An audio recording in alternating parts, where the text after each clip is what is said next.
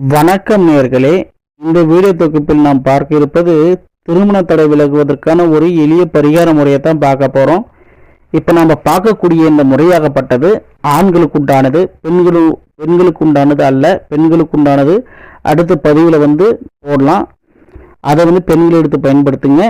இப்போ ஆண்களுக்கு உண்டானது, அதாவது ஆண்களுக்கு நீண்ட நாட்களாக திருமணத்துக்கு முயற்சி செஞ்சுக்கிட்டு இருப்பாங்க. பெண் வீடை பார்க்க போயிட்டு இருப்பாங்க, பார்க்க போயிட்டு வரன்னு தேடிக்கிட்டு இருப்பாங்க. ஆனால் அமைகிற மாதிரியே வரும், ஆனால் தள்ளி போயிடும். ஏதோ ஒரு நல்ல காரியம் நடக்கிறதுக்கு வழி இல்லாமல் எல்லாம் தடையாகவே ஆகிட்டு இருக்கோம்.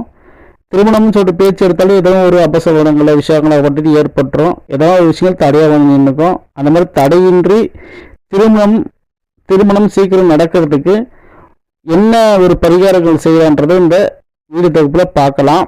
அது எந்த வித காரணங்களாக இருந்தாலும் சரி, இந்த பரிகாரத்தை பண்ணுங்க. ஆண்களாகப்பட்டவங்க கண்டிப்பாக உங்களுக்கு திருமணமாகப்பட்டது கை கூடும். இந்த பரிகாரம் எப்படின்னா, சுக்கிரனோட நட்சத்திரம் வரக்கூடிய நாள், அது என்னைக்கு இருந்தாலும் பிரச்சனை கிடையாது. சுக்கிரனுக்கு உண்டான கிழமை வெள்ளி இல்லையா, வெள்ளிக்கிழமை இந்த நட்சத்திரமாகப்பட்டது சேர்ந்து வரலாம் கூட பிரச்சனை கிடையாது. சரியா, சேர்ந்து வரணும்னு சொல்லிட்டு அவசியம் இல்லை. அதாவது பரணி பூரம் பூராடம், ஆனால் வளர்பிறை நாளாக இருக்கணும். வளர்பிறையில் வரக்கூடிய பரணி பூரம் பூராடம் நட்சத்திரமும் பார்த்துக்குங்க. இந்த 3 நட்சத்திரத்தில் ஏதாவது ஒரு நட்சத்திரம் வரக்கூடிய நாள் அன்னைக்கு, அது திங்களாக இருக்கலாம், செவ்வாய் இருக்கலாம், புதனாக இருக்கலாம், வியாழனா கூட இருக்கலாம், இல்லை ஞாயிறாக கூட இருக்கலாம். சரியா, இந்த வரக்கூடிய நாள் அன்னைக்கு பார்த்துக்குங்க. நட்சத்திரம் வரக்கூடிய நாளாக பார்த்துக்குங்க. பார்த்துக்கிட்டு இந்த நெல்லி மரம் இருக்குல்ல, நம்ம நெல்லிக்காயெல்லாம் பறித்து சாப்பிடுவோம்ல, புளிப்பாக இருக்குமே, அந்த நெல்லி மரத்தை எங்களுக்குன்னு பார்த்துக்குங்க. பார்த்துக்கிட்டு ஒரு கூட தண்ணி எடுத்துக்குங்க. கூட மஞ்சள், குங்குமம், ஊதுபத்தி, சாம்பிராணி, தேங்காய், பூவு, இந்த மாதிரி விஷயங்கள்லாம் ரெடி பண்ணி பூஜைக்கு தேவையான விஷயங்களை ரெடி பண்ணிக்கோங்க. ரெடி பண்ணி எடுத்துக்கிட்டு அந்த நெல்லி மரத்துக்கிட்ட போங்க. போய் அந்த நெல்லி மரத்தை சுற்றியும் சுத்தம் பண்ணிவிட்டு தண்ணி தெளித்து அந்த நெல்லி மரத்தை கழுவி அந்த நெல்லி மரத்துக்கு மஞ்சளை பூசுங்க. ஒரு 3 அடி வரைக்கும் இந்த மஞ்சளை பூசுங்க.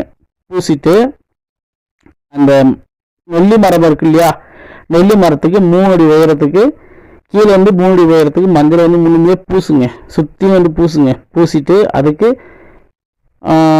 குங்குமம் வைங்க.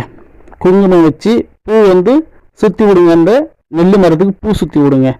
பூ சுற்றி விட்டு கல்பத்தையெல்லாம் காமிச்சு தேங்காய் உடைச்சி, அதாகப்பட்டது தேங்காவில் தான் நீங்கள் விளக்காகப்பட்டது போடணும்.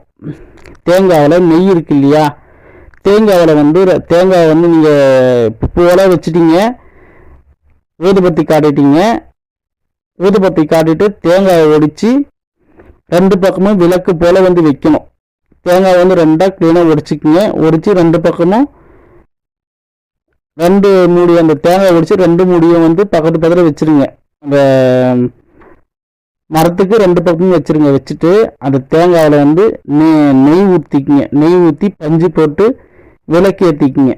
விளக்கு ஏற்றிட்டு அதுக்கப்புறம் கற்பூரத்தை கொளுத்தி பூஜை பண்ணிவிட்டு அதை ஒரு 9 முறை அந்த நெல்லி மரத்தை ஒரு 9 முறை சுற்றி வழிபாடு செய்யுங்க. உங்கள் மனசுக்குள்ளே இருக்கக்கூடிய கோரிக்கைகள், பிரார்த்தனைகள், வேண்டுதலை தெய்வத்துக்கிட்ட எப்படி வேண்டுவீங்க, அந்த வேண்டுதல் போல் இந்த நெல்லி மரத்தை தெய்வமாக பாவிச்சு உங்களோட மனக்குறைகளை அந்த நெல்லி மரத்துக்கிட்ட சொல்லுங்க.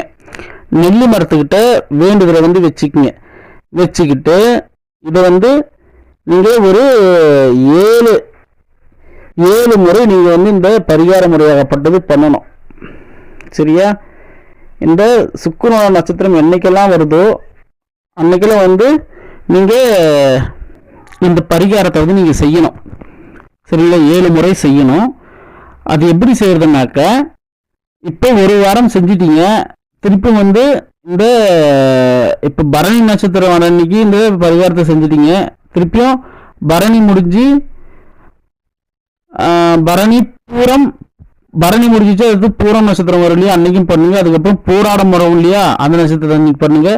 திருப்பி மறுபடியும் வளர்பிறை வரக்கூடிய டைமில் பரணி ஆரம்பிக்கும் இல்லையா, அந்த பரணி ஆரம்பிக்கக்கூடிய டைமில் இந்த பரிகாரத்தை 7 முறை செஞ்சு முடிங்க.